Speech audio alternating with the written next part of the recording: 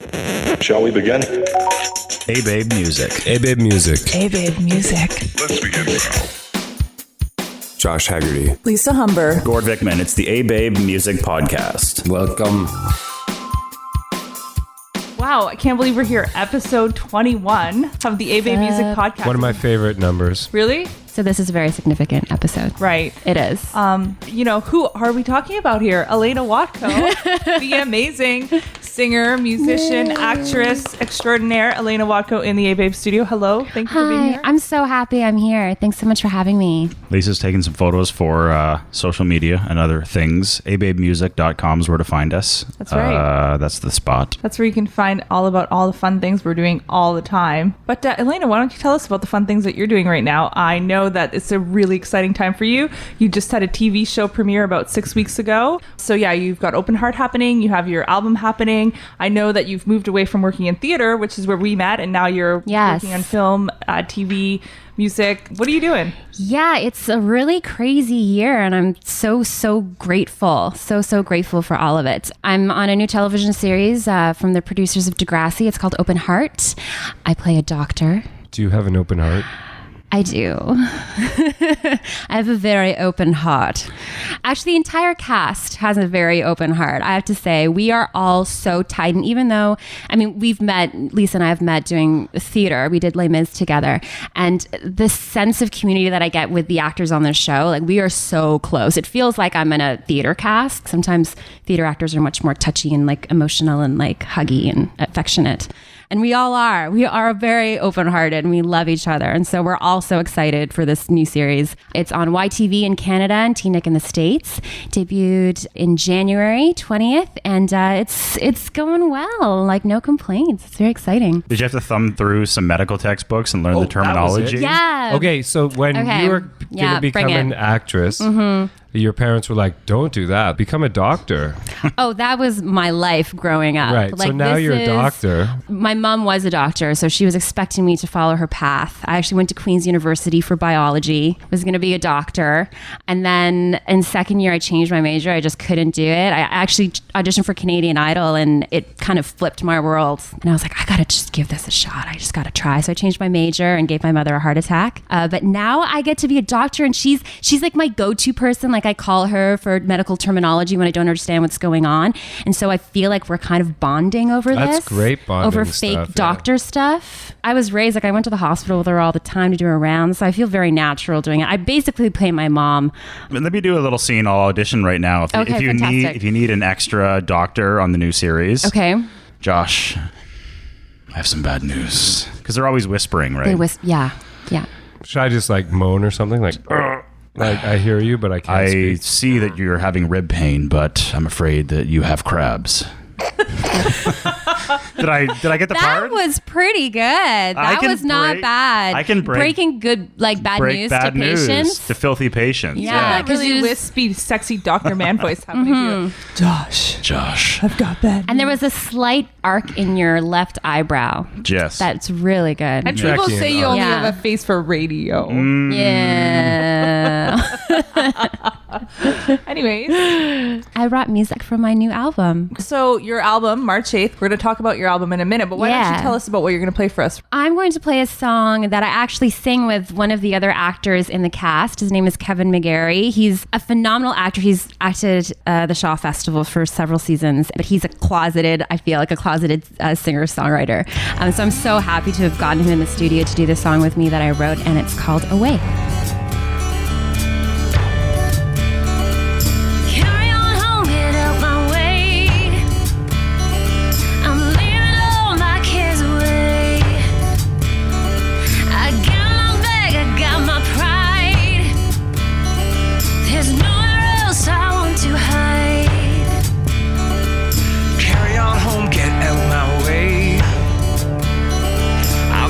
Road and will not stay.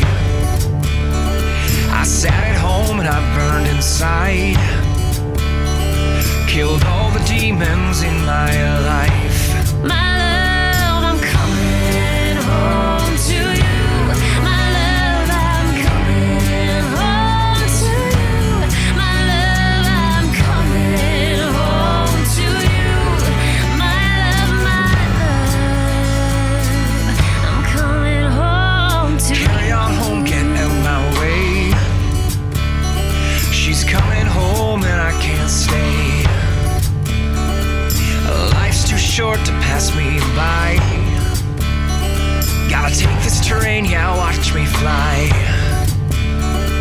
I'm not here to start a war.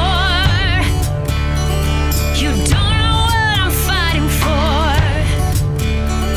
I'll have love is safe and warm. I'm going home where I was born. My love, I cannot stay. My love, I've gotta fly.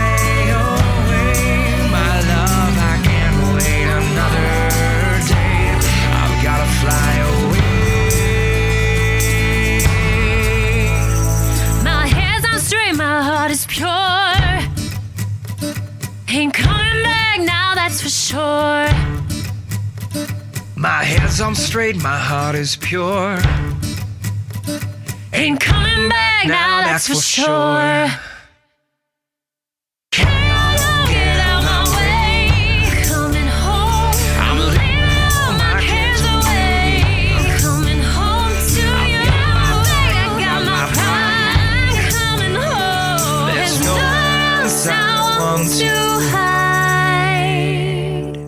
aBabemusic.com. So that was Away, your newest song off your new album. What's your album called? It's called Beyond This Line. Right. Yes. And which we were fortunate enough to shoot the studio Very single, fortunate. It was the so video for it. fun. Yeah, that was great. Yeah. And so Away, Beyond This Line is happening. And, you know, a lot of people that know you might be surprised. And I was quite surprised to find out that you are a musician and you have this whole thing that's happening for you. People that knew you in the theater world, knew you in the film world. You know, I know you can sing beautifully. I know you can do musical theater beautifully, but that's quite different than singing pop or being a singer-songwriter. For me, it was a happy surprise. Myself, after Idol, was asked to do some roving reporting and e-talk correspondence stuff, and grateful as I was, like I got my actor card from doing that, and I got to, you know, pay off some student stuff. It was great, but I was just, I really, really want to perform. I want to sing. I want to act. I want to do this. This just isn't what I was supposed to do. And do you guys have like a special Idol reunion? Like, okay, we're gonna all meet at Jake Gold's house. I have not seen the Idols in ages. I've kept in touch with some of the producers though, and we have our movie nights to go for a drink and catch up, and like they're doing like The Amazing Race, and then I get obsessed with The Amazing Race, or they do The Bachelor, and then like I get my little inside info on that. But no, the Idols I haven't really. That's okay. Yeah, you don't have to. It's amazing. It's like, it's actually amazing how many people that I come to find out were on Canadian Idol. Hello. It's We've amazing. all auditioned. It's We've all amazing to done find something. out how many people I know that were on Canadian Idol. A lot of extremely talented musical theater stars out of Canada have been on, you know, made it to the top 10 in Canadian Idol. Yeah. There's quite a few guys that we work with in bands. I'm thinking right now about Oliver Piggott from the Celebration Army, of course. Yeah. Anna Size and all of these people. And it's because all of those people are still working in the arts right now. I got slack for like, you know, doing it. Like, what is Canadian? Like, what are you doing? Sell out. But it, like, at the time, I mean, it's not airing anymore, but at the time, like, it's just like any other opportunity you get in life. Yeah. It's an opportunity to sing and to work with people you've never met before and meet other artists that my mind exploded literally being on that show. Because of that show, you asked me like, you know, how did music start? It definitely started with that. I got in touch with so many artists who were writing their own music and had dreams to make an album. And I was like, I want to make my own album. And I just, at the time, and Anna said this too, I didn't know what kind of artist I was. I didn't know what I had to say yet. I was 18 when I tried out. So after Idol finished, like I went back to school. I kind of like got my thoughts together. I had a life, you know, did the 20-year-old kind of thing and university thing. And then it's been 10 years since the show finished, but now I feel like I am ready to release songs that I wrote and share it, which is a very, very scary thing. Like it's terrifying sharing your music, because I think this is the most personal thing I've ever done and that I've shared with other people, because each song, I think, listening back to it now, each song is a piece of my history from the past 10 years. And it's kind of like a flashback of my life for the past 10 years. And so I'm excited to do this and to share it for sure. It's a good segue. Let's pick another one. The second song is actually called Voice on the End of the Phone. This is a song that was written for me for Christmas by my brother. He's one of my best friends. His name's Elena Juatco, and he's a fantastic musician, guitar guitarist who plays in Vancouver. He's at the Libra Room Friday nights, and he plays the Comox on Saturdays. So if you're in Vancouver, go check him out. He's awesome. I wish I had known that when I was in Vancouver. What? Well, I was only there on Saturday night, though, but anyway. He's fantastic, and he wrote this song for me for Christmas, and it's called Voice on the End of the Phone.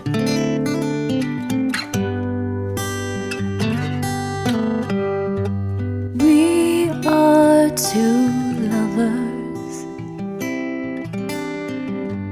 trying to make it on our own. No one to trap us in covers, just a voice on the end of the phone. I've lost the flavor and scent of your sweet cologne. I close my eyes and remember with a voice on the end of the phone. Jack and Jill went up a hill. Jack fell and broke his crown. Jill went up to fill his cup. Will you be there if I fall down? All paths are connected, shaped by tides like a setting stone. To change you will not be affected. Always a voice on the end of the phone. You're only a memory, a photo on my wall. How do you say goodbye to someone who was never really there at all? Ignore the ringing. I want to be left alone, 'cause there'll be no man before me singing, just a voice on the end of the phone. Just a voice on the end of the phone.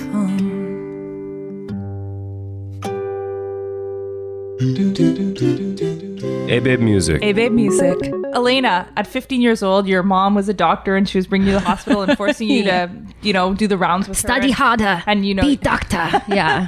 And you had no idea. Is that really how she sounds, or are you just being racist? No, she doesn't have an accent, but I always speak like she has an accent because I feel that's because she's like she's an inner tiger mother inside. Because I was raised very Asian, but she doesn't have an accent. My dad has a Filipino accent. I don't know why I do that. You speak her mind, not her voice. I do, not her. Yeah, her true. That's her true voice. Actually, I speak her true voice. Oh, that's good. That's very. You guys are clearly quite connected.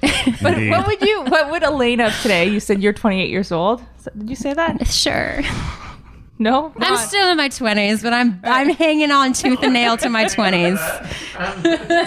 Just like, all right. Well, either way, as a person in there, you're not old and shitty like me and Gordon Josh yet, but you're old and shitty. What would you tell 15-year-old Elena who's doing her rounds with her mom at the hospital in Vancouver? What would you say? Just about your dreams and your life. And I would say it's all gonna be okay. It's all gonna be okay, child. Like, follow your heart, follow your dreams. It's all going to be okay. Like, don't worry about the future. Like, don't be afraid of it. Don't worry you're going to be unhappy. Don't worry you're going to fail or not get what you want. The world works in mysterious ways, but it's all going to be okay. Yeah. It is a terrifying thing. We discussed this at length on the aBabe Music Podcast when we do get a little bit zen on these shows, because we cover mostly music and the scene and whatnot, but every once in a while we go a little bit deeper than that because it's fun to explore the side of the creative process. And there's a lot of celebration that happens when people are winning, and you sing when you're winning, but there are many, many bodies on the battlefield and things you lose when you're trying to pursue a career like this. Definitely. There was a time. Funnily enough, it was during Les Mis, which Lisa and I did together, and the show got postponed. For a while, I thought that I didn't get it. And my grandparents sat me down at the dinner table and they said, you know what? Maybe this is a sign that this isn't what you should be doing with your life. Oh, no.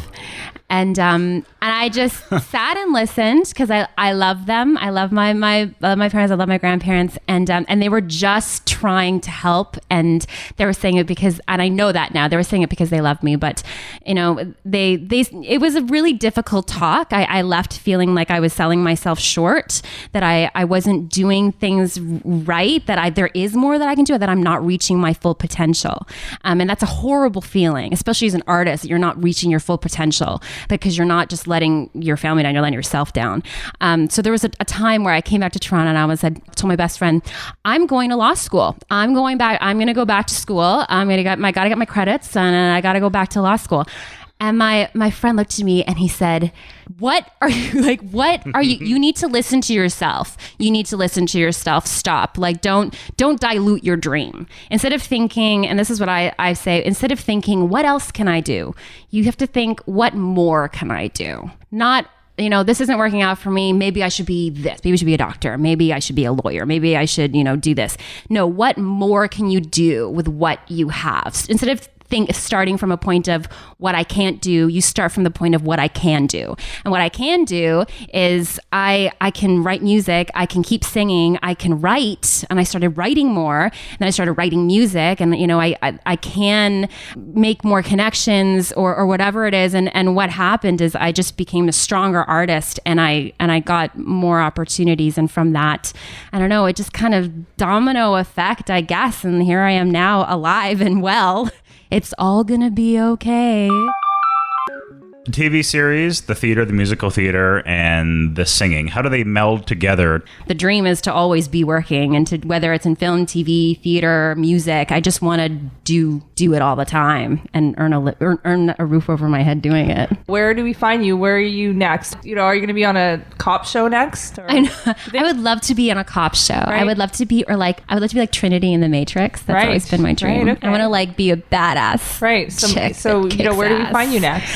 Well, not there. Hopefully one day I would love to do that. But next up, with the album release and everything, I'm going to head back to Vancouver, my hometown, to the Arts Club Theater, and I'm going to be playing the role of Vanessa in The Heights. So that goes April 30th we open until June 7th. It's exciting. I really need to get my ass into dance class ASAP. But it's just maybe you can lead a dance class here. I wish we could. I'm gonna take a photo of what's happening at the aBabe studio right now. I mean, everyone is tight and hot, and for sure we can be in a dance class. And some good hot bodies, yeah. Pretty good dancers here. Yeah.